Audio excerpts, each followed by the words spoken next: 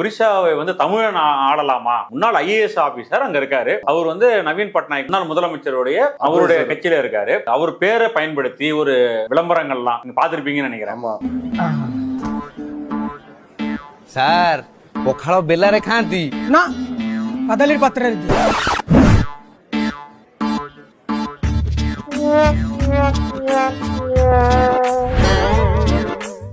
कौन या हाथरे ओडिशा को टेकी देबे नाही ना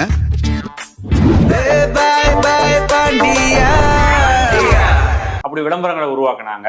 கொடுத்துற மாதிரி வாழை இலையில வந்து பழைய சொத்தை வந்து போட்டு அந்த விளம்பரத்தை எப்படி முடிச்சாங்க? பை பை பாண்டியா அப்படின்னு பாண்டியனை வந்து வழி அனுப்புற மாதிரி இவங்க ஒரு விளம்பரம் போடுறாங்க. அதை விட வந்து அவர் மோடி என்ன பேசினார்? பிரதமர் மோடி இங்க இருக்கிற பூரி ஜெகநாதர் கோயிலினுடைய பொக்கிஷ அறை இருக்கு, அந்த பொக்கிஷ அறையினுடைய சாவி வந்து தமிழ்நாட்டுல இருக்கு அப்படின்னு சொல்லி தமிழ்நாடு என்ன சாவியை திருடிட்டு வந்த மாநிலம் மாதிரி அவர் பேசினார். இப்ப தமிழர்களை வந்து ஏற்கனவே திருடர்கள்ன்ற மாதிரி நாட்டினுடைய பிரதமரே வந்து பேசின வரலாறு இருக்கு. அதை விட வந்து என்ன கொச்சப்படுத்த முடியும்?